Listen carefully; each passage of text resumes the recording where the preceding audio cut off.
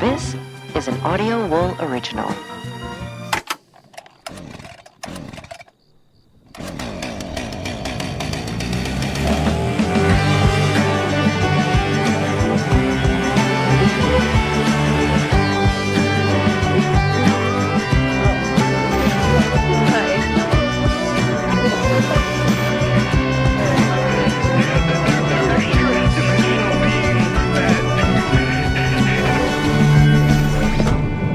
It is Frightday. I'm your host, Byron. And it's a special day, Kelly. I can tell you some interesting things that happened today, but I don't think that's what you're talking about. This interesting?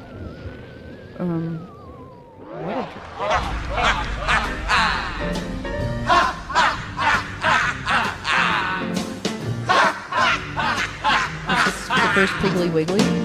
Laughing in rhythm. What is that? Because today's the first grocery store open in America. It was called a Piggly Wiggly. It's not Piggly Wiggly. It's a cover of Slim Gallard's, I think I'm saying that right, 1951 song Laughin' in Rhythm, performed in 1994 at Just for Laughs in Montreal.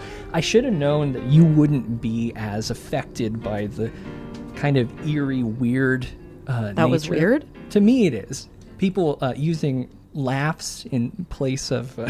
lyrics it's kind of weird. Yeah. Oh, interesting. No, that one doesn't bother me. No, that feels normal to you. Feels Great. totally normal. Kelly, did you know that today is Frasier Crane Day? Okay, is it actually? Yeah.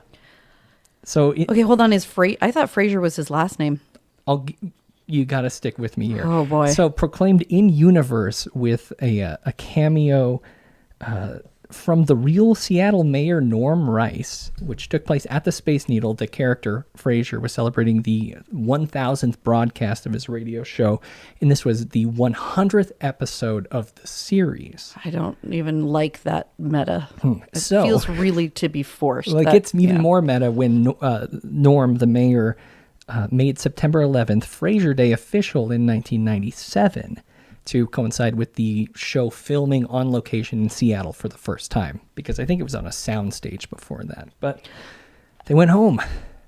I feel like somebody else did something bigger on September 11th and Yeah. it kind of superseded. And we may talk about that later. Okay. Kelly, I won't be attending the New York Frasier-themed variety shows or be dressing up as Niles or Mad Dog at fan gatherings. That's okay.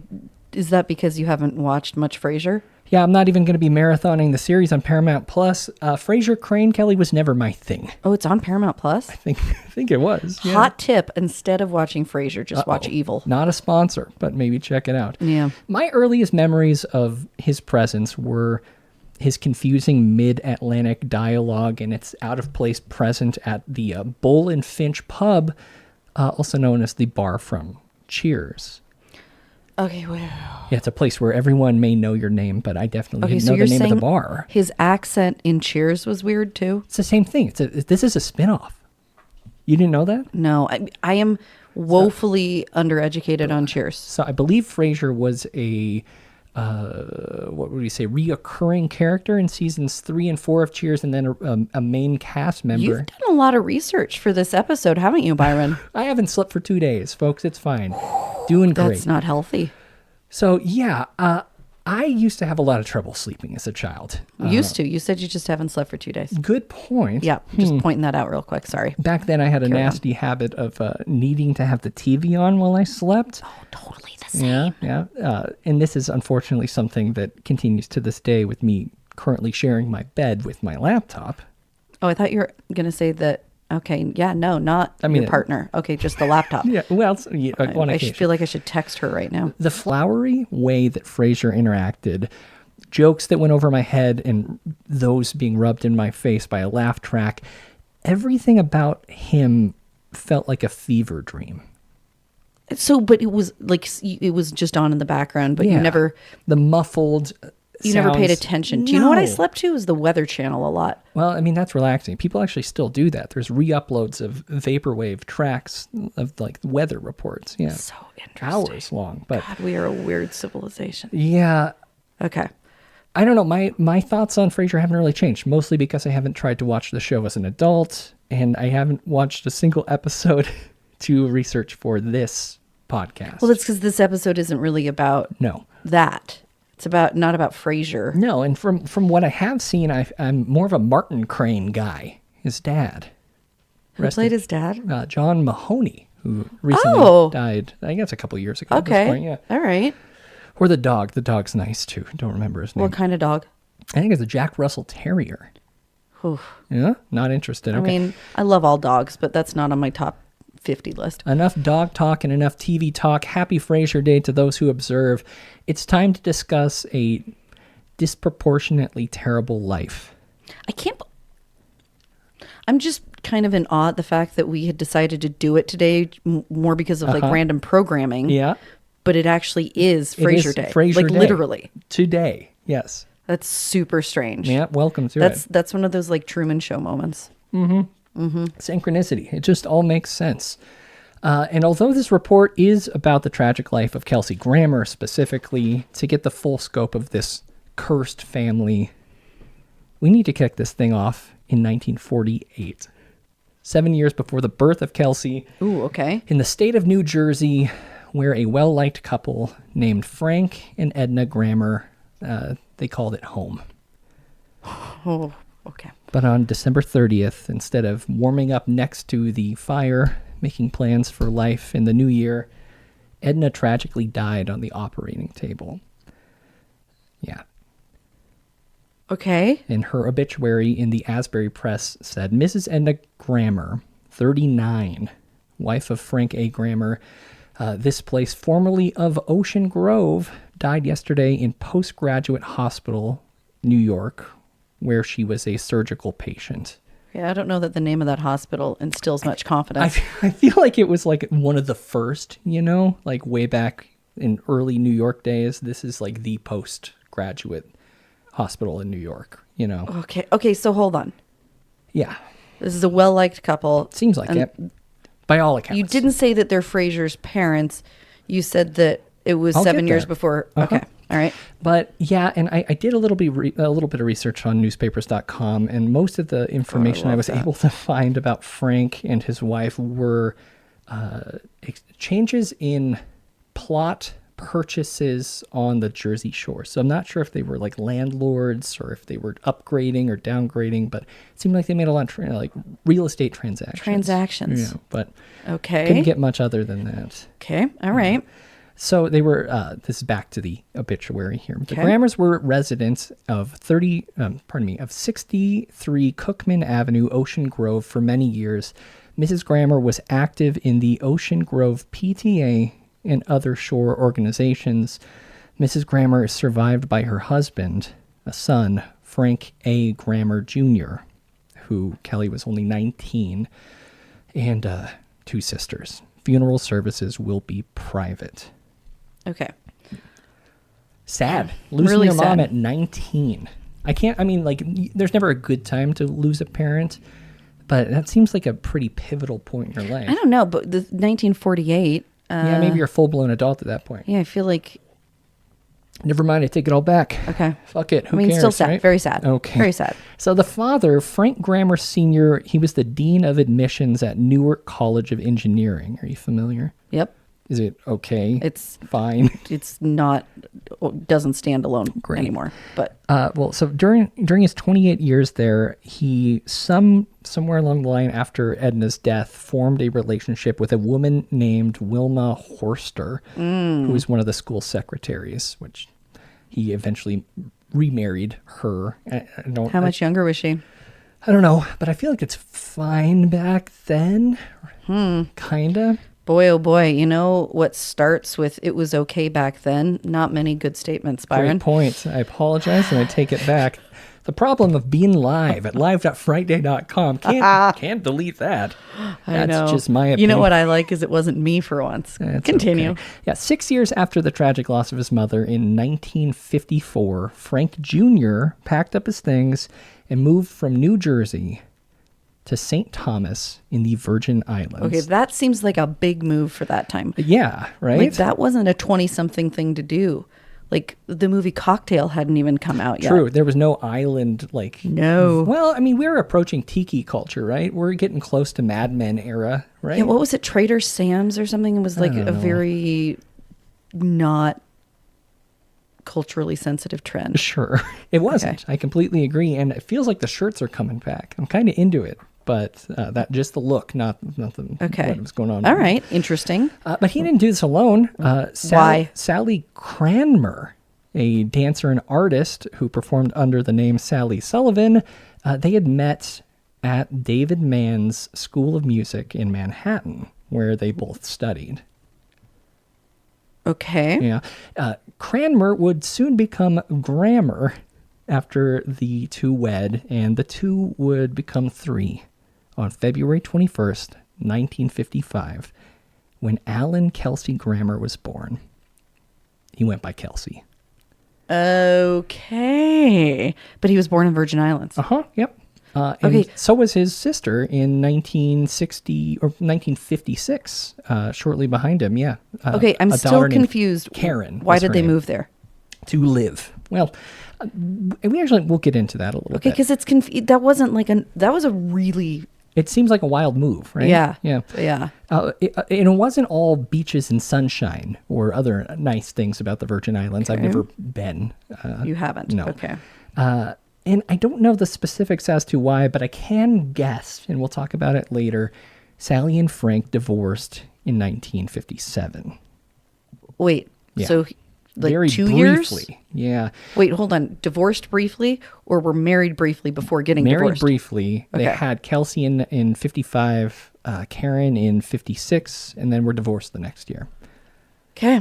All right. So Sally returned to New Jersey with Kelsey and Karen, and that's where they were raised with the help of Sally's folks. But what did Frank get up to? Frank Grammer, he was a bit of an, I was going to say odd guy, but it's definitely something else. Oh. So for this report, I used Kelsey Grammer's 1995 memoir, Kelsey Grammer So Far, as a source for, most of the quotes and a lot of the structure. But I'm going to For fact checking. Well, see, that's tough, huh? Because this is all from the perspective of Kelsey. When necessary, I did fact check some things, but yeah, I'll be reading excerpts throughout, like this one, talking about Frank, his father. Of course. He was a very outspoken man, very controversial. I'm not going to do a Mid-Atlantic accent. Thank you. I appreciate that. And had little room for compromise. He saw and stated things in black and white. Black and white. A trait that earned him a lot of enemies in the islands, which to me, pretty clear whataboutism regarding his father's racism, maybe. Little room for compromise, black and white, very It could mean something else. Well, I don't know. It didn't. It didn't. Okay. After his Okay. arrival in 1954, he opened up a music store as well as a coffee shop / bar and grill called Greer's Place. No idea why Greer or what they served. Typical Byron fashion. I dove deep on those details. Okay, Was fair. unable Other to find stuff. any information about that. But these are all fairly standard entrepreneurial endeavors at this point. My grandfather, he was a furniture salesman who also, part of his furniture store had a music section where he sold stereos and records know and that. musical instruments. Yeah. Look at you. Look at those roots. I didn't know that about you. Well, I mean, yeah, it was in rural Montana after he got back from World War II, and he ended up retiring at like 50 or something. Kind of amazing. But Wow. Good on him. yeah, I'm on my way, I suppose, right? I mean, what was the racial diversity 70% black. So it's a weird place to move if you're racist. Right? We'll talk about that. This is where things swing sideways. Frank was also the owner and editor of the Virgin Islands View, which is a local magazine. Did I drag this image over here? All right, I'm waiting. It'll pop up in 1 second. And I'm ready. For those watching at, I guess you could watch the You video. really like that design, don't you? Well, we'll talk about it. You in a really second. like it. We'll I know talk you about like it. We'll talk about it. The video for this is going to be available. I swear I'll stop mentioning it at some point, but youtube.com/Frightday. There's going to be video versions of all of these episodes. So, like, how do you get away with putting, like Frasier? It's just clips and images of stuff? Frasier, and those That's were okay? VHS rips. Yeah, but so So- this is a cover of alright. the Virgin Islands view. It is the only cover I was able to find. It features a man paragliding above the mountains from August of 1968, and it cost 50 cents back then. It is a very clear National Geographic ripoff, right? Like the yellow rectangle around it. Yeah. I don't know. That's just me, but I think it's really pretty looking. it does. It's a cool looking magazine. You know what it reminds me of? Of a certain directors that I really enjoy. Who like Wes Anderson or Yeah, something? I think Okay, it looks guess that really makes sense, yeah. Wes Anderson-y. So, according to an April 26, 1968 newspaper account, not too long before this, Okay. Frank Grammer Jr. became a prominent and sometimes controversial figure in the Charlotte Amalie, which apparently is the capital of St. Thomas Oh, I should have area, by, quote, publishing strong attacks on what he termed were local insanities. So we're getting closer. Oh God, I'm getting uncomfortable because I really was ready to say like, hey, okay, Yeah. who knows whether he was or not, but it really sounds like you're mean, getting towards some pretty Maybe. Again, maybe. irrefutables. So Okay. while I was able to find that one example of a cover, I couldn't find any specific quotes of the content, which is kind of a bummer, but this wasn't Frank's exclusive outlet for his personal viewpoint. This is again from Kelsey's memoir so far. In addition to the magazine, he had a radio show. Kind of funny because that's what Frasier Crane does. Odd. And in both the magazine and the radio, he fancied himself a Virgin Islands H.L. Mencken. Does that name sound familiar? Mencken does, but H.L. Mencken. So I'm basically illiterate, and honestly, I just flubbed pronouncing the last name, and even though I phonetically wrote it in my notes.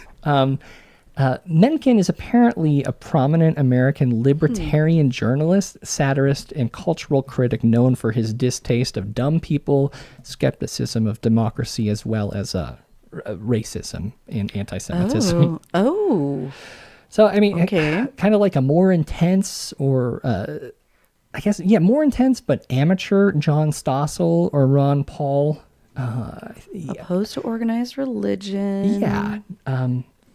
Okay. That's a self-proclaimed version of H.L. Mencken. So who knows what he was saying, but it seems like his opinions were strong and potentially racist or anti-Semitic. Yeah, so like the first paragraph, I'm like, okay, so I can get down with some of this, and then it goes straight to, oh, yep, he was racist and anti-Semitic. Yeah. Okay. So It does say, though, that Mencken's views, those were like more in private than his public views. interesting, and maybe that's the same case for Frank here. Okay. But if Frank was anything like he's been described, and he's residing again in a place that is over 70% black, I'm not surprised that things were tense between him and the community. And 2,000 miles away, tension was about to boil over with Frank obliviously in the scalding wake. Ooh. On April 4th, 1968, Martin Luther King Jr. was shot and killed in Memphis, Tennessee. Been listening to, yep. What? Well, I'm, as you know, doing a lot of research into RFK. Yeah. And RFK gave a very interesting speech to a crowd where he actually had to inform the crowd of the shooting. Oh, dang. That's real heavy. sad. I actually, I remember that. He did have to do that. Horrible tragedy. Rattled the country and beyond. So this hit a guy named Arthur Bevan Niles, an unstable and already virulent anti-white taxi driver, like a ton of bricks. And yes, I think we should probably get this out of the way. His last name is Niles, which is kind of weird. What? Because Niles is the first name of Frasier's brother in the hit program Frasier. Okay, lots of things are, all right. Kind of odd, huh? Very, very odd. Yeah.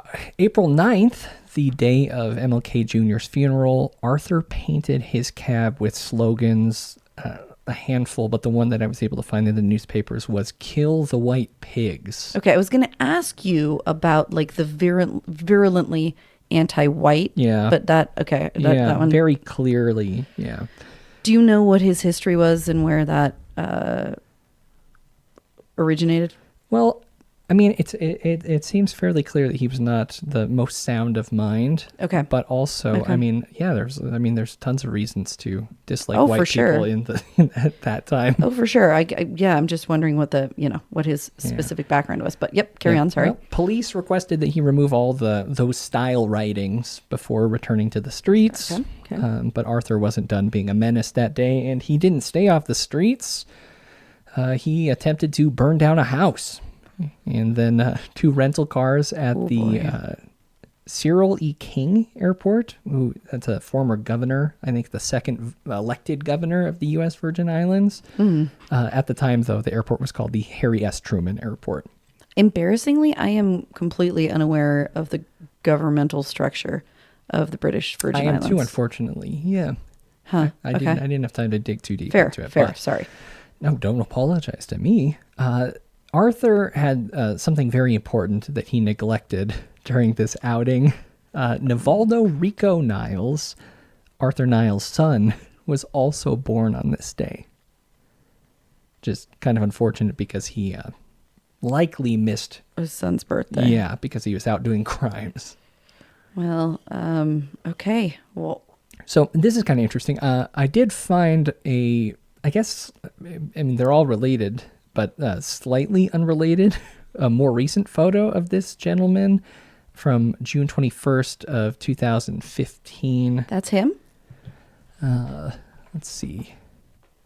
Oops. Yeah, there he is, right there. That is Arthur. Oh. And he is in a hospital bed for those just listening. Wait, but he's still got the #1 dad shirt, even though he wasn't Sure there for the is. birthday. He's giving a thumbs up, wearing a T-shirt that says #1 Dad, Okay. and that's pretty fun. Yeah, Wow. just a little moment of levity It was there. very kind of his son to. I thought you were you going to know. say kind of me too. No, I don't Okay. know about you. A few weeks later, as part of what authorities called a, quote, nearly month-long frenzy of racially motivated violence, a bomb was placed at the St. Whoa. Thomas offices of the International Telephone and Telegraph Company. But much like many bombs made by these type of wild folks, it didn't work. Okay, so hold on. Do we Yeah. know who planted the bomb? He did it, yeah. Oh, it was him. Uh-huh. I was just wondering, like, if there were fights back and forth. No, it was him. him. He made a Fully him. he made a bad bomb and it didn't work. Huh. I mean, I can't criticize a bad bomb. I don't know how to make a Well, I bomb. mean, I prefer a bad bomb to a good bomb, honestly. Well, depends on. Yep. This spree all came to an end on April 24th of 1968. In the middle of the night, a ring of gasoline was poured around Frank Grammer's car Oh. and lit. Elizabeth, who was his second wife, saw the flames and moved their 4 children, Betty, John, Billy, and Stephen, 2 of which we'll talk about more later, into the same room while Frank investigated. Oh, Frank wasn't in the car. For some reason, I had this feeling that he was in the car. All right. Yeah, well, Frank went outside and Elizabeth heard a single gunshot, then Frank shouting for help, then a second gunshot, and then nothing. So she ran outside, and after trying to talk to Arthur, she had to pull the body of her husband from in front of his car because he had threatened to run it over as he was leaving. He was captured soon after that. #1 dad? #1 Dad. We'll shoot back to #1 Dad. Okay, image. that is. Pretty bad, huh? It's pretty bad. Yeah. And I think it's fairly clear. I didn't read much of the court documents. I mean, he was charged with first-degree murder, so that's obviously premeditated. He was targeted because of his shithead beliefs, very clearly. And it was primarily, I would imagine, the stuff that he spouted on his radio show. That'd be my guess. I don't know. Okay. I wish I knew the contents of the Virgin Islands View magazine, but I just Yeah, don't. or had a recording of one of the episodes of the, or one of Totally. the airings of the, yeah, Yeah. difficult. All right. Yeah. Either way, terrible. Mm-hmm. Okay. So having recently relocated to Pompano? Pompano? Oh, thank you. Pompano Beach, Florida. Have you been? No. You probably got close. Probably It's close. just a little bit north of Fort Lauderdale. Okay. This is where a 13-year-old Kelsey Grammer, he discusses, I guess, this is how he learned of his father's murder. Oh, so he's a Florida man? I mean, after being a New Jersey guy, after Kelsey's being a Florida man. Well, most people from New Jersey eventually live in Florida. I want to check the stats behind that claim. I feel like it's pretty common. I don't know that it is. Yeah, I feel New like Yorkers in New Jersey-ites tend to head south after a certain point in time. I don't know. I will dig into the data. Yeah, I would skip that. I don't think that's necessary. Love data. So he says, my mother was late one day picking us up from school. Mom was often late, so we were used to it. But this was a particularly late day. When she finally arrived, I began teasing her about her punctuality, which was my custom. Very Frasier, right? I mean, I guess again, like I haven't feel seen like the show. I feel like a Martian. Yeah. Because I have no Frasier reference points, but I go, yeah, that's totally like Frasier. She was silent, and it was then that we knew something was wrong. We got into the car and started home in silence. Finally, I asked her what was the matter. I have some bad news. Your father was shot last night, and she began to cry. Though tragic, his death was not entirely surprising. My mom was far more upset than my sister and I were. To me, Dad's death was strange and sad, but nothing personal. Okay. I mean, what? Just because he not abandoned his family when Kelsey was 2. Well, I mean, he doesn't sound like he was a great father. Doesn't really seem like that. So during a hearing on February 7th, Still, I feel like 1969. there should be maybe some feelings. I don't know. Well, I guess I shouldn't say should. yes, good point. Okay. So they were determining Arthur Niles' competency to stand trial. Like most unstable criminals, he said that he wanted to defend himself. Yep. That is if the court found him competent. And although the court determined that he wasn't allowed to represent himself due to his mental state. Okay, so he was competent, but not competent to be his own attorney. Yeah. He was in the gray zone. The judge wrote a memo that kind of explained what the situation was. As for defendant's competency to waive counsel, the court is of the opinion that one who may be suffering from paranoid delusion should not be entrusted with the sole conduct of his defense. But wouldn't that also make him Insane? unfit to stand trial from a... Right? I would love to know how those definitions and those barometers have moved over the years. Totally. And yeah. how subjective or objective those are. Well, they use a term here that does seem a little bit outdated. The court appointed counsel to defend Arthur against the charges, which again was keep looking at that photo. first-degree murder with other serious felonies, which I imagine are, the arson and probably other things relating to... But mostly the murders. Mostly the first-degree murder. Okay. It was surprisingly difficult to find the results of the trial, but it seems like he was found not guilty of murder by reason of insanity, and ended up spending several decades in a psychiatric ward. See what I'm saying? Like, how often do you hear not guilty by whatever? Well, in the movies, a lot. Yeah, exactly. Yeah, I just don't think it happens anymore. Again, I've got so many stats I need to check after this episode. Well, I mean, yeah, I don't think you need to. I mean, I feel very compelled to. Yeah. So I heard an interview that Kelsey gave as part of Celebrity Profile in 2001. I forgot about that. Yeah. Embarrassingly, I think I used to really like that. I watched a lot of Entertainment, not just to watch Howard Stern. Yeah, I didn't care much You about didn't do Howard that? Or Stern, what but was I the- feel like it was the on a Brooke lot. Burke show. Oh, I do remember her. Yeah. I didn't watch her really either, but Oh, that wasn't all I watched. I did watch True Hollywood Story. I'm sure they had some true crime shit even back then that I was really into, but... Oh gosh, AB in the chat said, I think they still hung you for first-degree murder back then. He's very lucky. hold on, time out. Can I just give a really quick aside? Sure. Pop quiz.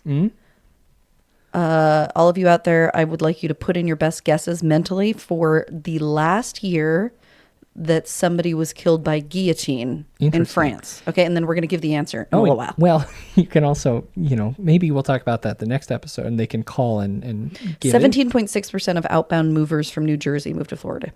17 that's high. It is high. Yeah. 17.6 is high. Call us 1-833-374-4489. Give us your best guess. This is our little break. What in the show year here. was the last execution by guillotine Wow. in the country of France? Amazing. So this was the quote from that interview. He says, "A man who was proven to be, at least in court, of questionable sanity, I suppose, lit a ring of fire around his house," referring to his father. "And as my father came down to investigate what was going on, he shot him and shot him several times, and Dad died." Wow. Okay, that's the wow. Okay. Yeah. So not sure if this whole ring of fire around the house thing was either like more accurate, a It misspeaking. sounded like it was the car on fire. I mean, Could have been an exaggeration or possibly an analogy. He lit a was ring he of fire liking around my house. Johnny Cash. I don't know. mean, I'm just was saying it it's kind of like the house represents, your life, I guess. Like lit a ring of fire around his house. I don't know. Either way, sometime in 1994, Arthur was released and made his way to Randallstown, Maryland. He was trying to connect with his son, Rico. the one that was born on the day. He may have missed the birth of this boy, Rico. Okay, can we just? How many kids does he have? No idea. Okay. But his son didn't want to reconnect at this point. At some point he did. Well, Do you think he bought himself that shirt? no. The chaos of the next few years in the Niles family isn't really clear, but in 2002, this is really interesting, District Judge Richard A. Cooper issued a restraining order to prevent Arthur from having contact with his now 34-year-old son. In response, Niles wrote a letter dated November 13th, 2002 to the judge saying, in part, "Then I would have to come back to Maryland and kill you, Your Honor." Which is not something... If you find yourself in a courtroom, I feel like that just probably shouldn't be don't in your. threaten the judge. Yeah. At a November 22nd bail hearing, Arthur said, "Just keep me in a jail where I can be safe and you can be safe. Or put me in the gas chamber. I do not deserve to live because I've killed people and I'm not sorry for what I did. Wow. I would be content and happy to be in jail if you could find a cell for me to be alone." Okay, this is a silly question to ask because it's not as though Let's go back to the mental dad health care picture at that here. point was well developed enough to have a real answer to this. But Well, in had he been 2002. diagnosed I don't know. with, I mean, he was in a psychiatric ward, so I imagine he would have had to have a diagnosis. you would think, right? I mean, okay. Yeah, his records. I feel like there's a big difference between like the public release of information when you're in jail or prison versus being in an asylum. Yeah. I think that's far more private, even if it is criminal. I don't know. I could be wrong Do they there. still call them asylums? I know. A ward, an asylum. I don't think. No, they might still. I don't know. Hospital, maybe. I feel like there's different. I am asking way too many questions this episode. I'm sorry. I'm You're just doing very a great invested. job. No, it's great. I'm glad that I'm locking you in here. But yeah, to my knowledge, Arthur is no longer in jail, not currently at least, and may have healed the relationship between him and his son. We just saw How long ago was this photo taken? that was in 2005. What makes you think he's still alive? Well, I don't know, but I do know for sure that his son, Rico, tragically died in 2016 of heart disease. Rico, I'm sorry. Yeah, so at least he may have, figured things out. However, Kelsey, much like Rico, also had that complicated relationship with his father. Returning again to the book, Kelsey Grammer, so far. I can't say that Frank Grammer was a good father, or that he was my father at all, except genetically. Basically, my father abandoned me. When you look at it right in the face, I didn't have a dad.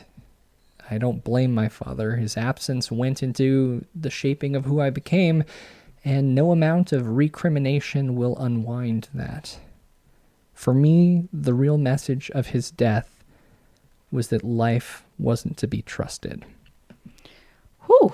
And that, All right. that would become shockingly even more true in 1975, What? Yep, Kelsey was 20 years old. And again, from his book, A Heartache... Still in Florida.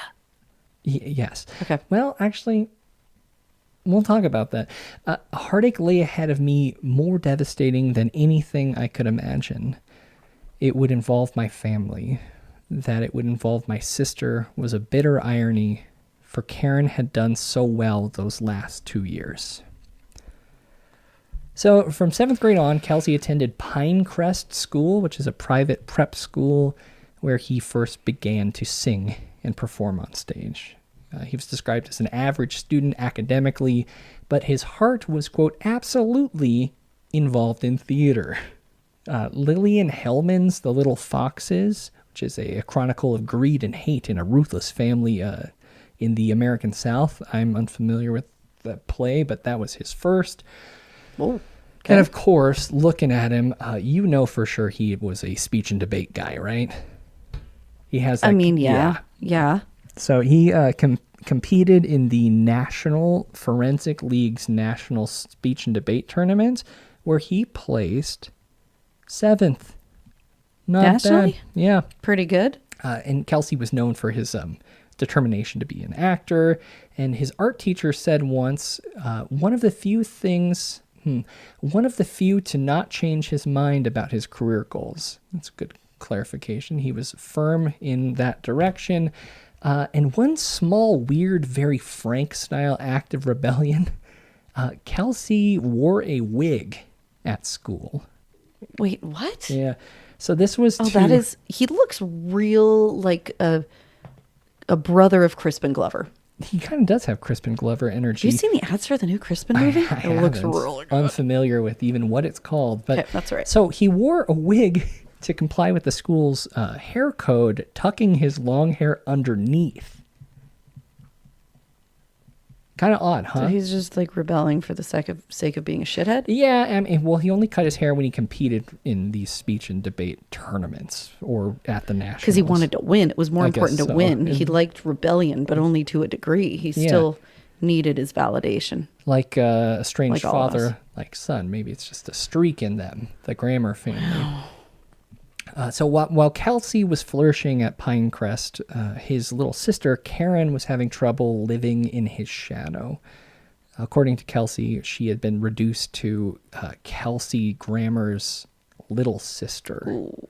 Not a great role to be. That doesn't seem fun. Yeah, so she acted out. She was suspended from school for a month for drinking. She shoplifted. She was arrested for breaking and entering and possession of a little bit of ganja. She was a Chiba hawk occasionally. I don't even know those words that you use for such things. It's jazz so confusing. cigarettes, puffing on. Jazz cigarettes. Yeah. Mm-hmm. You, sir, are a character. Excuse me? Yep. Okay. Kelsey recalls a story where his sister Karen and a friend broke into a friend's parents' vacant home in a gated community. Seems bad. They turned on the lights. They cranked up the stereo. They smoked a little bit of weed and were somehow surprised when the police showed up. Seems like they were, looking for attention. And something I don't really point out in any of my writing in this story is like there is a level of affluence that isn't addressed throughout this story. Okay. Like I remember I mentioned at the beginning that his grandparents had a lot of like real estate. Yeah, a lot of transactions in the Jersey Shore. And those were all publicly. I just thought about Rumham for a long time. There was, I think, an objection to taxes that I found in a newspaper as well. There's like public disagreements of I don't know, policy. I can't remember what it was. Something like that. I mean, the fact that his father in the Virgin Islands was seemingly quite wealthy. Mm-hmm. He's at a private preparatory school north of Fort Lauderdale. He's able to move with his family. Yep. I don't know. I just... It's never addressed, but it seems important to point out. It seems to be, yeah. Okay. And yeah, I mean, Kelsey's sister, Karen, breaking into this gated community where her friend had a house that was vacant, like how many houses did her friend's family have? It was in a gated community. Yeah. Either way. All right. Yeah. In Kelsey's words, rather than answer the door and explain that everything was fine, when the police showed up. Oh, no. They hid in the closet. Okay. Never do that. Never run or hide from the police. In a closet, I Well, asked? I should say that. If you're how old was she? I don't know, in high school. If you're a high school age teenage girl, you probably don't need to run and hide from the police. It's going to be better for you if you don't, most cases. I guess I wasn't thinking very clearly, said Karen. That much was certain, he says in his book. Boy. I spoke to the arresting officer and he said he'd give her a break. She wasn't a bad kid, maybe a little confused. As we left the station, Karen turned to him and shouted, "What a pig." Well, that wasn't a good idea. Now, that reminds me of that Niles fella a little Kinda, bit more right? than... Well, different, but she wasn't threatening to, murder anyone. But Kelsey went through the roof. I put her in the car and said, in no uncertain terms, the only person acting like a pig that night was she. Well... Oh, baby, I see you. Wow, she really... Okay. You know what I'm saying. He's posh. I mean, He's that's proper. really... Do you think that was... Okay, you've done a lot of research on him, and I have still a little background. Do you think that this is... How much of a manufactured story is this? Do you think that's The story really about how he his sister? reacted? Yeah. I think that this is him. I think he does talk this way, and I don't know when it started, but I mean, he's a theater guy. Theater guys talk like this, right? I mean, I guess some of them do. Some of them do. Some of Yeah. them are. I don't really know.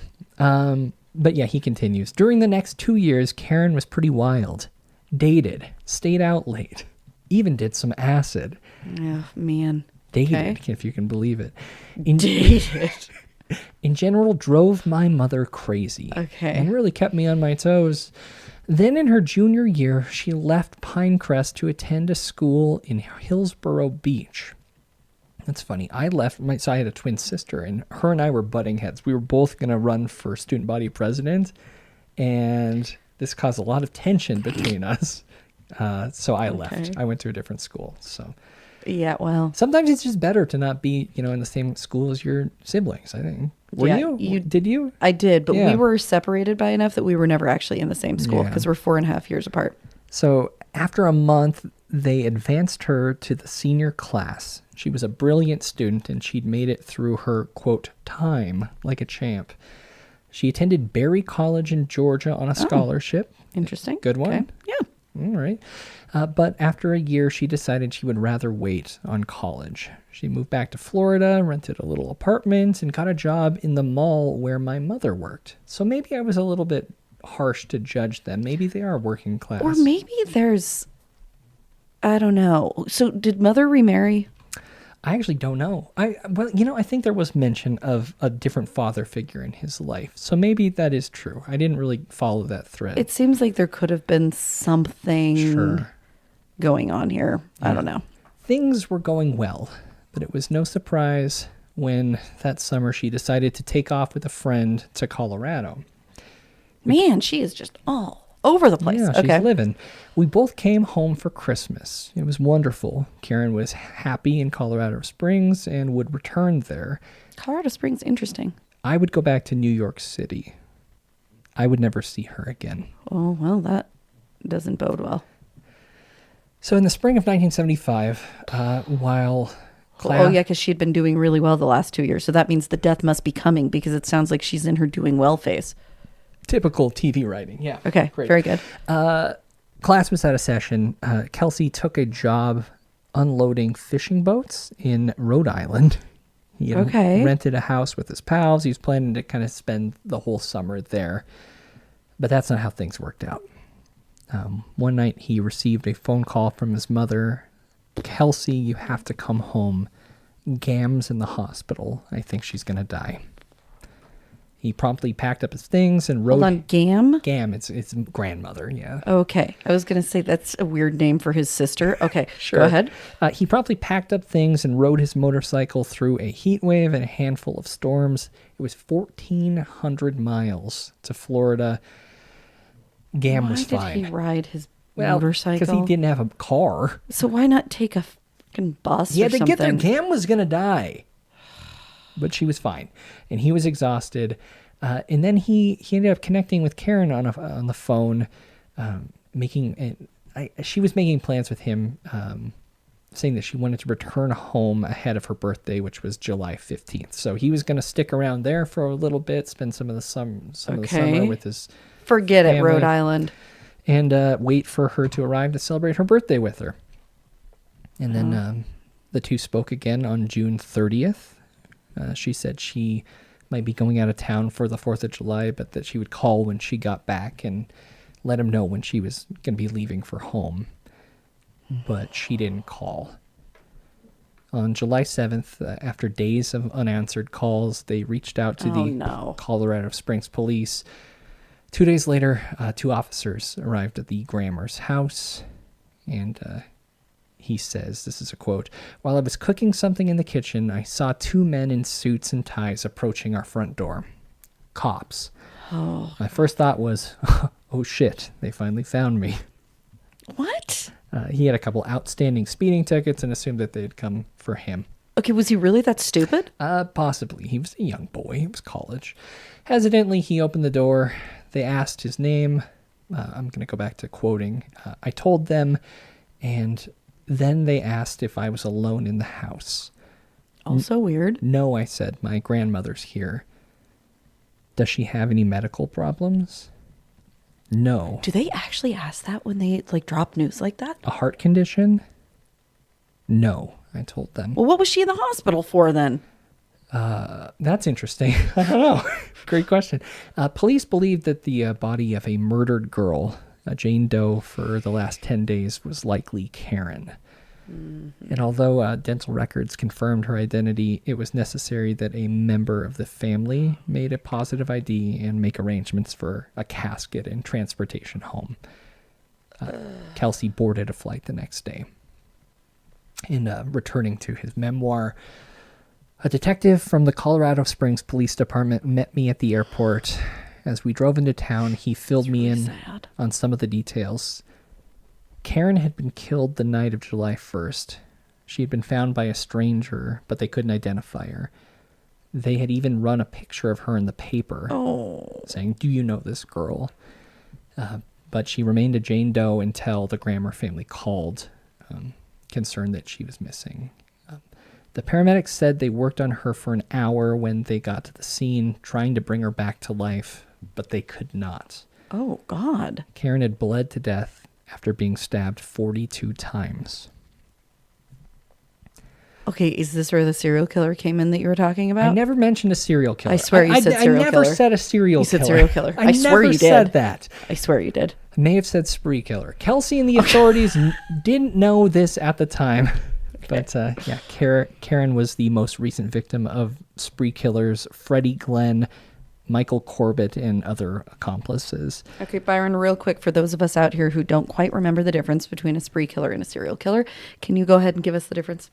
Serial killers usually involve a cooling down period between their murders. Spree killers just keep on rolling, baby. Okay, how many people do you have to murder to be considered spree? More than 3 would be my guess. And that's the same for serial? Yeah, I think so. All right. I think so. I mean, I could be kind of off my game, honestly. This is the first time I've done one of these, and I know. I'm really peppering you. I appreciate that. Yeah. So the first murder took place June 19th, 1975. 28-year-old Daniel Van Loan. He was a cook at the Four Seasons Hotel. He had just gotten off work when he was attacked, robbed, forced to the ground in a field, and shot in the head. Okay, so this is just random? Yeah, Michael Corbett reportedly bragged that he, and I initially read this as blew a guy for 50 cents, and I was like, that's nothing. I mean, it's fine if that's, but that doesn't seem like what you're saying. Blew a guy away for 50 cents is what was said. Okay. 8 days later, Winfred Profit, probably the coolest name in this story. It is a great name. A 19-year-old hotel clerk was also robbed and murdered, this time at the direct hands of Freddie Glenn. He was stabbed with a bayonet. Freddie was quoted saying he wanted to know what it felt like to kill someone with a knife. You know, we watch all these movies, and I go along thinking, yeah, but like the number of people out there in the world that are actually like this are so small. And I know that they are, but man, when I hang out with you, it makes it feel like they represent a much larger percentage of the population. Like this is a common. Yeah, like, Yeah. oh, this is probably, what is it? Like 17.9% of New Jersey residents that eventually moved to Florida. Yeah, it's 19.3% of people are brutally murdered with a bayonet. I guess it's actually 17.9% of people who leave Sure. leave for. But still. So Ugh. this brings us to July 1st. Karen had gone to the Red Lobster where she worked in the kitchen as a prep cook.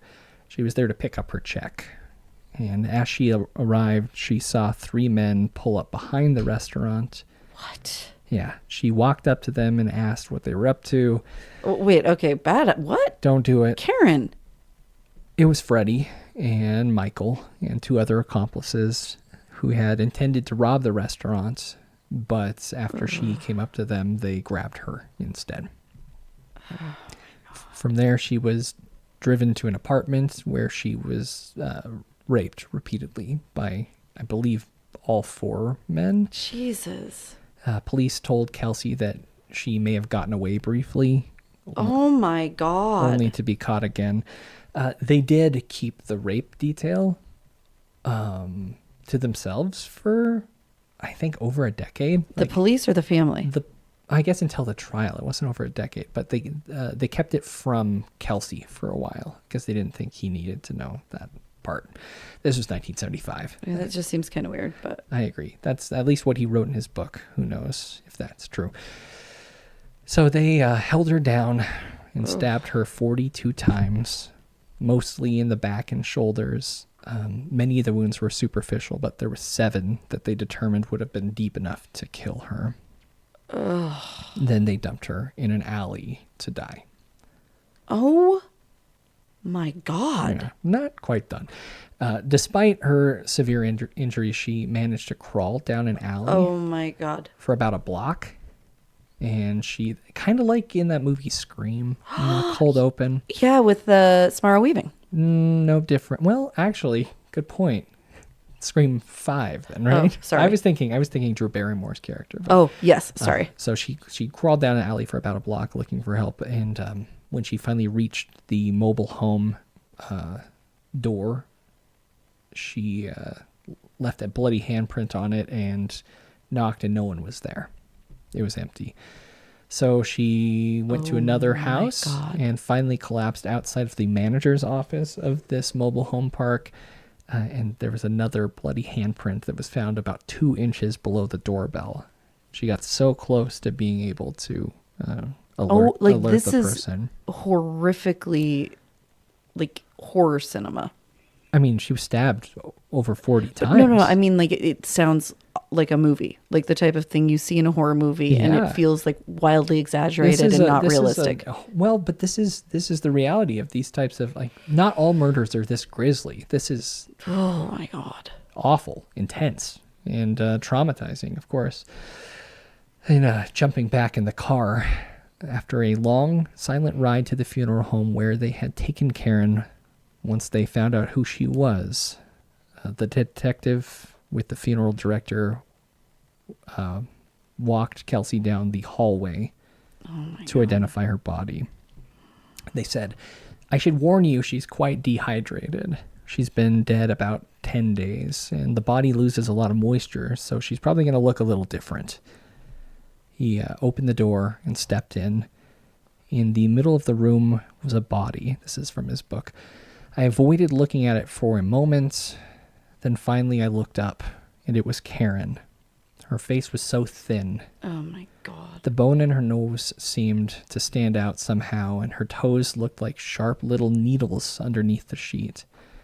I guess that's what they meant about dehydration. She did look different, but it was obviously Karen. And yet, at the same time, it was not. Standing there alone with her dead body, I got a glimmer of hope that comfort from the fact that her body seemed so empty, and that it was never really Karen, just a shell that she didn't need anymore. I left the room and told the detective I was sure it was my sister." So 4 months after her death, the 3 men were arrested. Not the 4th. There was a trial. Freddie Glenn and Michael Corbett were both convicted for 3 murders. It's believed that they did 2 or 3 more, but they were never charged with that. They were sentenced to the gas chamber, with the judge noting, quote, "There was no rhyme or reason for what happened." But 2 years later, in 1978, the Colorado Supreme Court overturned the state's death penalty, commuting their sentences, exchanging it for 3 consecutive life sentences each. Okay, so they still... Basically. Larry Dunn, one of the accomplices, he was a Vietnam veteran who had, quote, seen things that messed up his head. I mean, I don't doubt that. He had flipped on them in exchange for immunity. And really? Yeah, the 4th person, McLeod. I've always struggled with McLeod? that. Sure. McLeod? That's McLeod. McLeod. See, I gotta look. Yeah, it's McLeod. Yes. See, that's the one I always mess up. Thanks. He pled guilty to rape and armed robbery and received a sentence of 15 to 20 years. Doesn't seem like enough, but... Okay. Michael Corbett remained in prison until his death in 2019, just shy of his 2020 parole hearing. And Kelsey had missed, although Kelsey missed the 2009 parole hearing of Freddie Glenn due to a delayed flight, he later wrote to the parole board describing Freddie as a butcher and a monster, saying that when we heard this man might get paroled, the suffering began anew. I can never accept the notion that he can pay for the nightmare with anything less than his life. She was so smart and good and decent. She wrote poetry. We could laugh for hours together. I loved my sister Karen. I miss her. I miss her in my bones. I was her big brother. I was supposed to protect her.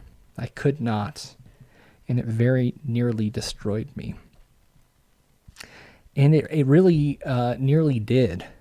So following the murder of his sister, Kelsey was expelled from Juilliard. I forgot to say that he got accepted to Juilliard. Oh. Following his I didn't know that. Great performance in high school. But yeah, he had missed too much class. And, that along with the murder of his father, his sister, and then, his situation, it ignited a lifelong struggle with alcohol, cocaine, and personal relationships. And he became kind of a scary guy. He says, late at night, I paced the cities and would go to Central Park or walk along Columbus Avenue behind the Museum of Natural History. Sometimes I'd spot a guy standing in the shadows, waiting for someone to rob, I guessed, or even worse. I'd let them know I'd seen them, walk towards them as if to invite a confrontation. So would he walk around armed when he did that? Nope. Or was he just let's... I think I actually have a clip of him discussing this period in his life that I might play. I mean, I'm not this giant fan of his, but I would like to hear that. It seems interesting. I was to stand-up paddling that day. We did a couple of miles. That's a little bit later. No. Okay. Actually, I don't have that clip. Sorry, folks. Don't worry about it. But yeah, he basically was, he was just looking for a release, I suppose. He wanted to take his pain and frustration out on someone as an act of revenge for the death of his... It just doesn't seem... Who's doing that interview? We'll talk about that in a little bit. I'm questioning his shoes is what I'm doing right now. Let's not talk about it, Kelly. Kind of weird. There was another wave of tragedy not too far away. June 1st, 1980, back on the Virgin Islands. Sweet baby Jesus. What? Billy and Stephen, remember I mentioned them earlier? They were witnesses to Kelsey's father's death. Yeah? Yeah, these are, I guess, Kelsey's half-brothers. Mm-hmm. They died in a tragic scuba diving accident off the coast of St. Thomas. What? Yeah. The official story states that when Billy failed to surface after a dive, Stephen, in an attempt to find his brother, dove back down, but suffered a fatal embolism during an improper ascent. What? Yeah, and Billy's body was never recovered. And okay, so Billy is probably living with the You remember the abyss. Yeah, no, this was between 12 and 20 feet deep. This was not the abyss. Okay. Very different. Shit. But yeah, so Steven's dead. Billy's body was never found. But yeah, that story may not be 100% accurate. Oh, do tell. Well, I found a forum called VI Moving Center, which is, What the fuck is that? Well, it's a Virgin Island moving center. It's for folks who are considering island life, planning to move to the U.S. Virgin Islands. Okay. Yeah, I stumbled onto a thread discussing the Grammer brothers scuba accident. Wow. Yeah. All right. So someone mentions that they were swept off some rocks during high tide. Others are debating if it was actually a shark attack. Okay, because I thought about that, Mm-hmm. but I didn't say it because that seemed just a ridiculous thing to say. It may not be. On April 6, 2018, at 4:52 p.m., a user named Jim_D period posted, Jim D. Period. I was there. It was my boat that Billy and his brother took out to go spearfishing when the accident occurred. Now, this user wasn't anywhere close to an active user. Like notable member Island Joan, who has, 1,662 Okay, so this is somebody who posts. Somebody swooped in and was like, I'm going to drop Hold tight. this. I've got some stats to reveal here. Island Joan, she was on this forum for 17 years. And then Sunshine Fun, who is an honorable member, was active for 12 years with 681 posts. Jim_D period only had 2. Okay, so he can't be trusted is what you're I'm saying. not sure. I'll go through his entire accounts and we'll decide who's telling the truth. Okay. Jim goes on. First off, Billy, Steven, and I got my 16-foot aluminum boat from the dock at the shop I and Joe Alvarez, whose nickname is Hollywood Joe, rented Of course it is. Why from wouldn't it their be? mother, Skeets Grammer, which is the accurate nickname for Sally Grammer. She went by Skeets. So, What? yeah. Well, I think that's kind of cool. The three of us were going diving in a place God, called... the only Skeeter reference I have is from Doug. And It's Skeets, not I Skeeter. know. I don't have any Skeet reference. Then so don't it's just talk Skeeter. about it. Skeet Ulrich, of course. All right. Billy from Scream. Yep. Okay. The three of us were going diving in a place called Fisherman's Cut on the east end of St. Thomas, just off the lagoon where Poor Man's Bar was located at the marina. We loaded up our dive gear and had a 5-foot spear gun with us. As we were backing the boat away from the dock early that Saturday morning, another friend of mine, Peter Richardson, came running to the dock and calling me, as I had forgotten to. I forgot I was going to help him paint his boat at the marina that day. So I pulled the boat back up to the dock and told Billy and his brother to go ahead and take the boat and spearfish for lobster and fish at Fisherman's Cut. He's doing his best to write, and I'm doing my best to read his writing. Yeah, fair. Like we were going to do. I left all my gear in the boat, and they pulled away. Fisherman's Cut had a small reef where we used to go for lobster, and it was only a short distance from the shop. That evening, Billy and his brother did not return back to the shop. Joe and I had just figured they probably took the boat to St. John to meet up with some girls and would be back the next morning. We didn't think much about it, and we weren't worried at all. Early the next morning, Joe and I were sitting at Poor Man's Bar having some breakfast, about 7 a.m. Bar breakfast is always kind of fun, huh? Is it? Maybe I mean, what? Yeah, hash browns, bacon, eggs, toast? I just don't like breakfast. Yeah, you got to get over that. I love breakfast. An acquaintance pulled up to the bar in his dinghy and said, "What's your boat doing anchored out at Fisherman's Cut?" Immediately, Joe and I knew that something was wrong. Larry Sorensen, the owner of Poor Man's Bar, offered to take us out there on his boat to see what was up. The sun was just coming up, and it was not very light out yet. As we were pulling up to the anchored boat, I looked in and saw all my dive gear was not there, including my spear gun, and all of Billy's gear was the only gear in the boat. We looked around at the boat a bit and didn't see anything.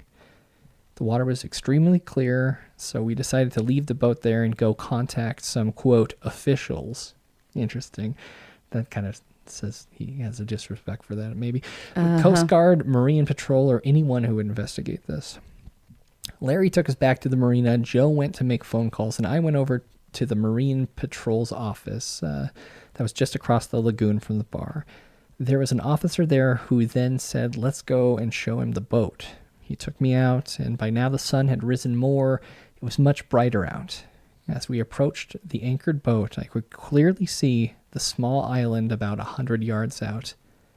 I could see a body. Oh. Face down on the small island's beach. This doesn't sound like an embolism. Could be, I don't know. At that point, I told the officer to take me back as I didn't want to see my friends dead. He took me back and called in a search party and went out there. Why did you need a search party? They already found it. What are they searching for? Well, there was only one body. Oh, right. I was freaked out. The body was that of Billy's brother, who, by the way, was an open water dive instructor. He still had a tank and gear on, but I was told by the officer that he had vomited in his regulator and drowned. The water that they were diving in was only 12 to 20 feet deep, so there was no way this was attributed to rising too quickly, which is kind of the official narrative. Yeah, There was no sign of Billy. Yeah, but they did find my scuba tank and BC/backpack. BC breath controller. I don't know what that stands for. I don't know. At the bottom, not too far from the boat, the BC had triangular shark teeth marks in it. Oh, maybe that's I think that's the BC. What does that stand for? I don't know. Teeth marks in it, as if the large shark had come from his right side and had bitten from back to chest, even crumpling the steel scuba tank. Later on that day, as they were searching, they found my mask and snorkel at the bottom nearby. They also found my 2 flippers a longer distance away up on another beach, whereas both had triangular shark teeth marks in them. My spear gun that would sink to the bottom if you let it go of it was nowhere to be found in the clear, shallow waters. At the Marine Patrol office, they brought in the gear they found and told us that they could take the boat back to our dock. One of the local island guys offered to set barrel traps for sharks that evening and out where the attack, which he's calling the attack now, occurred. He used large pieces of meat on large hooks with anchored barrels attached. The next morning, he brought in 2 over 9-foot long tiger sharks to the Marine Patrol's dock. I was there. Joe was there. Skeet Grammer was there. Several friends were there, and the island's coroner was there. As they pulled the larger of the 2 sharks from the water, tail first, I saw what looked like some ribs. Oh, and God. A collarbone fall from the dead shark's mouth. What? The coroner was about 20 feet away and said, I don't think this is racist, but dem is goat bones. Wash them over. That's the quote. Sorry. Within seconds, someone with a bucket of water dumped the bucket and washed them into the water. No samples were taken at all. What? Yep. And then I went and got my scuba tank attached to the BC and backpack harness. That was just inside the Marine Patrol's garage by the dock, and put it into the 10-foot tiger shark's mouth, where the teeth lined up exactly to the holes in the crumpled tank. This was definitely a shark attack. However, the U.S. Virgin Island government didn't want any bad publicity about shark attacks to ruin any tourism. I mean, we've all seen Jaws. Yeah, Skeets had to wait 7 years to collect anything for Billy, and he was just listed as missing, as they never found any part of him. His brother Stephen was later buried at the local St. Thomas Cemetery in town. This was published as a boating accident, not the actual shark attack that killed my friend Billy and his brother. Wow. I believe that Billy somehow shot a shark with my spear gun. Probably some sharks came around when they were diving. This shark must have left and took the spear gun with him. Other sharks probably began attacking Billy. His brother was watching, got sick to his stomach, vomited repeatedly in his regulator, and drowned. Stephen and most divers I know then, when vomiting while diving, remover, the regulator is what he wrote. Sorry. Okay. Vomit, and then return the regulator to get air. I have done this dozens of times when diving, as sometimes the pressure causes this. Okay. Interesting. Certainly Stephen, being an open water dive instructor, knew this. It must have been horribly tragic to see your brother being attacked by a shark or sharks. This is the one and only, quote, true story on what happened that day. Had my friend Parker Richardson shown up a minute later on my dock, I would have been with them as well. Fate. Wow. Jim Doloff. Jim.Doloff at a website. I don't need to give his email address. Oh, God. Are you sure? I mean, maybe people could follow up. Well, yeah, I followed up on this a little bit. I looked up the company that he, I guess, in the email address that he had listed. It is the leading provider of surge protection solutions designed to safeguard critical equipment and electronics from power surges and transient voltages. And from his LinkedIn, I did confirm that he studied chemical engineering and business at the University of the Virgin Islands. As of February 2023, he had retired. So it looks like, I mean, he was there. And his accounts seem fairly detailed. So it doesn't seem like the weirdo who lurks around on the internet just makes up so weird they shit. can come up with a weird story that's Yeah. mildly believable. Totally. Wow. Yeah, pretty interesting. Really sad? It's horribly sad. Yeah, I'm inclined to believe his account, like I said. I'm inclined to believe that you probably shouldn't be in any way related to Kelsey Grammer. Well, Kelly, I'm not done. Are you kidding? You are I'm kidding not. me. So, yeah, again. All right, you really weren't kidding about the page numbers. Okay. Hold on. Wait, what? I just got to shake it off. I just got to like do I a mean, little bit of stretching. should we take a break? Just got to do a little stretch. We'll be right back.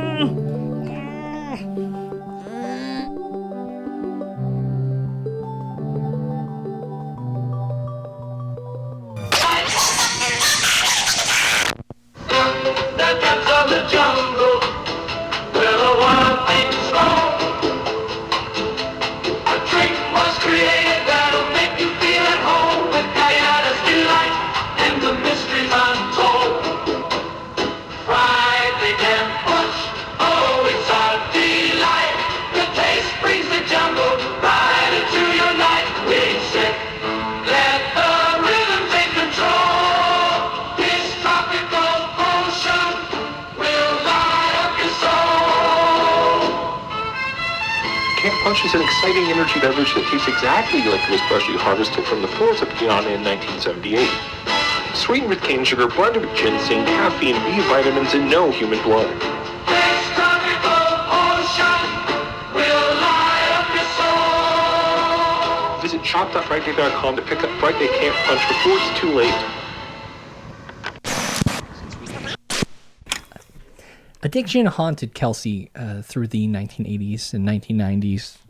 He got a DUI, and I want to state that I don't blame him for that. You know, addiction is a disease. It's a horrible disease, and Lord knows he's been through enough to, the trauma has affected him deeply, and he does what he can to Certainly seems that way. cope with it. He got a DUI in 1987. In 1988, he was charged with cocaine possession. In 1990, there was a parole violation with house arrest, counseling, and community service, sentenced.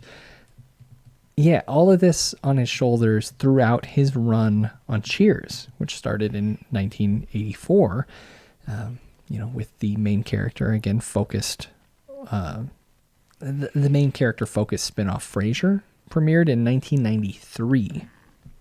So a lot going on in his life, but he somehow managed to find success through a lot of perseverance. Like, even after he left Juilliard, or was forced out of Juilliard, he stayed in New York and acted in plays. And I think they said that sometimes he was homeless. He would live in Central Park. But yeah, he seemed like he made it. Did he at any point have to completely break from showbiz to get his life together, or? Well, I mean, yeah, kinda. Okay. The show's success didn't exorcise his demons. In 1995, something that I have a little less sympathy for. Here we go. He was accused of sleeping, well, not even a little bit, a lot less sympathy, sleeping with his kid's underage babysitter, which is bad. Okay. Yeah. But a grand jury chose to not indict him on that. How old was the babysitter? I don't know. There wasn't enough evidence, and there was a delay in pressing charges, which I never feel good about that. Yep. I think that's awful. Yep. And the next year, he crashed his Dodge Viper, which was my favorite car as a kid, mostly because I think the name. He was drunk. I understand so little about cars, but that seems like a weird... It was a very mid-90s car. Was it that fancy? It seems like a weird car for a celebrity to I feel have. like it was probably expensive. A It's bit of Dodge? a Dodge Viper. I think it's a sports Dodge. car, yeah.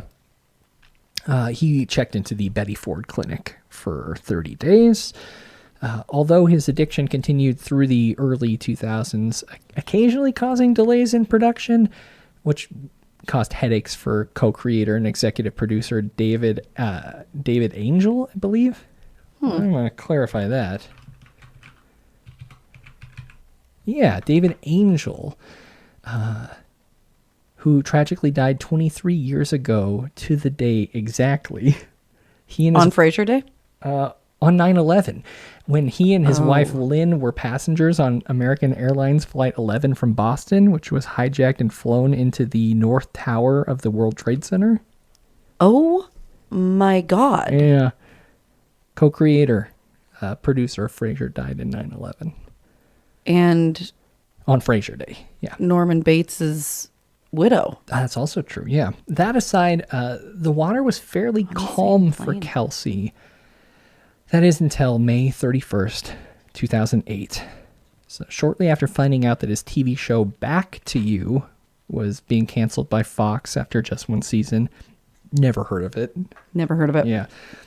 He suffered a heart attack at the age of 53 while stand-up paddleboarding in Hawaii, which is, that was the clip I started playing earlier.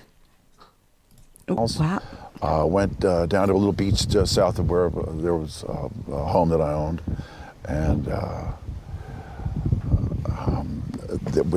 they did this thing as well. You go pick up a big rock off the bottom of the seafloor and walk with it No? for a while underwater, hold your breath. Crush. So I did that about Really? 5 They do a times, Blue Crush. and then we Movie. got back on Okay. the boards and paddled back up, and that's when I felt a little dizzy, and stepped onto the beach and thought I'd better just sit down. Then I threw up, and I thought, that's a little funny.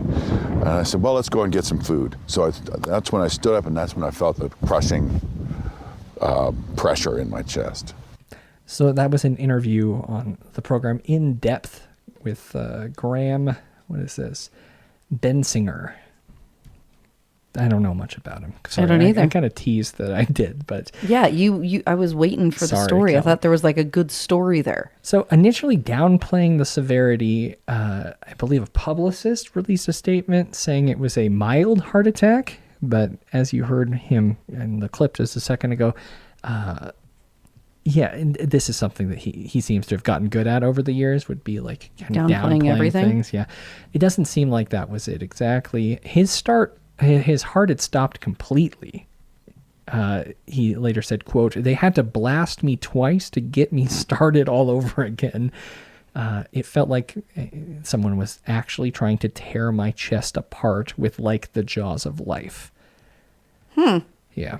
He later revealed to Oprah that this was a significant turning point in his life, leading him to change priorities, like getting your wife's name tattooed on your crotch in 2011 to prevent you from cheating. Remember that? You remember that? No, he did that? He did that, yeah. What a fucking weird... It's kind of a weird thing.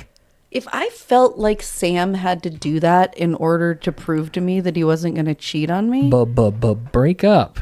not a good choice. Yeah, it doesn't make any sense. And although the show Boss in the films The Expendables 3 and Transformers Age of Extinction could be considered tragic, we'll skip over that. Finding ourselves in 2020 as the Grammer curse continued. Wow. Okay. July 24th at around 11:30 p.m., Spencer Grammer, who is Kelsey's oldest child, known for her role as the voice of Summer Smith on Rick and Morty. Okay. I didn't watch it, but I at least understand the reference this time. She also played Casey Cartwright on the ABC Family College Rom-Drom Geek. Oh. Also didn't watch that. She was dining with a 33-year-old friend at an outdoor table at the restaurant at a restaurant in the East Village neighborhood of New York City. It was called the Black Ant, and it sounds like it was kind of a fun place. It looks like it closed permanently over the summer. It's called a surreal dining experience, authentic Mexican food with a twist. Kelly, they have Black Ant guacamole, which is avocado, onion, cilantro, pickled jalapeno, And black ants? Black Ant salt, which sounds kind of fun, actually. It seems like your jam entirely. I mean, I don't know. I'm not really interested in eating unnecessary insects, but that sounds gross. They also have grasshopper crusted shrimp tacos. I think it's cool. I like sustainable protein. I don't think I would. I don't know that go that's there. super sustainable, actually. Well, no, crickets. Wait, do you have information about this? I would just imagine any of those things that seem that they're sustainable end up being harvested in like insane ways most of the time that keep them from actually being sustainable. But I don't have anything to back that up. I think that it's something that people are actively pursuing quite significantly to keep us from. I shall investigate. Great. Yeah. As the restaurant was in the process of closing for the night, a drunk guy approached and demanded to be served. Weird to go to a place like that. It seems like it was very expensive and it's quite eclectic. So I don't know if I'd be like, hey, I stay open because I'm drunk and I want to eat grasshopper tacos. I don't know. You never know. He was denied and the situation became tense. Another person eating outside also escalated things by picking up a chair and swinging it at the man a bit. That is an extreme escalation, I would say. Yeah. And Spencer and her male friend attempted to de-escalate the situation, which is something that Spencer says she now regrets. Quote, I honestly shouldn't have tried to help, she said to People magazine 2 years after the incident. But there wasn't a knife involved to begin with. I didn't see the person holding the knife. Ooh. So it's difficult to say what happened, really. It all happened in a matter of minutes. Ooh. So during these minutes, Spencer was cut on her right arm, and her friend was stabbed in the back. The attacker fled the scene, and the man was described as being in his 30s, approximately 5'8", short black hair, and he was last seen wearing a white t-shirt, black shorts, and black sandals. And even after the NYPD released surveillance footage asking the public for assistance in identifying him, the suspect was never found. Oh, he said, wait, but nobody died? No. I mean, really. Okay, I'm sorry, but like I was waiting for somebody to Sorry. die. Like, whatever. She's fine. No, she wasn't. The day after the stabbing, Kelsey, her father, did what any good father would do and downplayed the extent of his daughter's trauma. In a statement to the New York Post, he said, again through a spokesman, there are elements of truth to the story, but Spencer was not slashed. She was fine. She is fine. Which isn't necessarily true, at least according to Spencer herself. Again, in that People magazine interview, she she was pissed at her dad. I don't know if she's pissed, but although both her and her pal were released from Bellevue Hospital that same night, the attack had severed her median nerve and 2 tendons in her arm. Oh. Yeah. I don't know what that nerve does, but I feel like severing nerves is never good. Well, she says, I still don't have feeling in most of my hand. Sometimes I can't button things or put in an earring. So there was always this worry that I wasn't going to need to do something, that I was going to need to do something on set and not going to be able to do it. Shit happens to everyone, and in the scheme of things, it was minuscule. But yeah, she required extensive physical therapy and had a prolonged recovery period. It was I wonder if she could go to a place where she could get a twofer, where she could do like physical therapy in one place and then go do therapy for needing to hear about her father getting her mother's name tattooed on his crotch to keep from cheating. That wasn't her mother. This is his new wife. Oh, right. Okay. Yeah. Never mind. I mean, it's still something, huh? Yeah. I still have a hand that works, and I'm okay. I'm going to be okay. And there are plenty of other people dealing with much worse, with much more dire situations. Well, she's right. I mean, it sucks. It sucks. But Have I'm you just ever been talking- slashed by a No, stranger I'm in the just streets talking, of New York? It is impossible not to go into comparison mode to the rest of the things that have been discussed Okay. this evening. And I'm sorry, but that is just not on the radar Yeah. by comparison. Well, although politically, Grammer and I are fairly opposed, we didn't talk about that at all.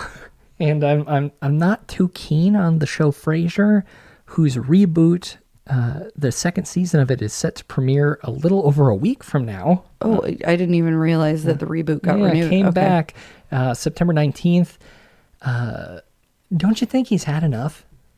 Yeah, I mean, honestly, the only reason I had even heard the name Frasier in the last 10, 15, 20 years is because I listened to Behind the Bastards, and Robert talks about Frasier all the time. He likes the show, and Yeah. I guess I'm agnostic.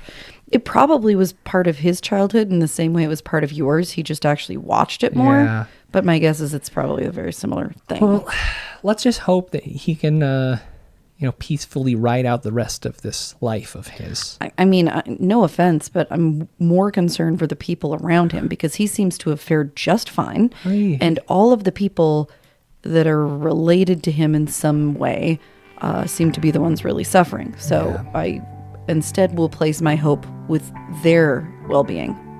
That's the tragic life of Kelsey Grammer. Wow. Yeah. Okay, well, you didn't talk about the Long Island Medium. No, yeah. If this wasn't enough for you, we'll be walking through Kelsey and his current wife, Katie Walsh's appearance on the program, The Long Island Medium. It's Wait, gonna Katie be Walsh is his wife? Kayte, Kate Walsh. Yeah. Head over to Frightday Society, thefrightdaysociety.org for that. It's behind the screams. But yeah, I mean that's all we have for you this week. Until next Friday, Kelly. I'm Byron. Oh, I'm Kelly. Stay Away from Kelsey Grammer. and stay scared. Whoop. You've been listening to an Audio Wool original, produced by Byron McKoy. Theme music is provided by Yawns. For more programs like this, visit audiowool.co.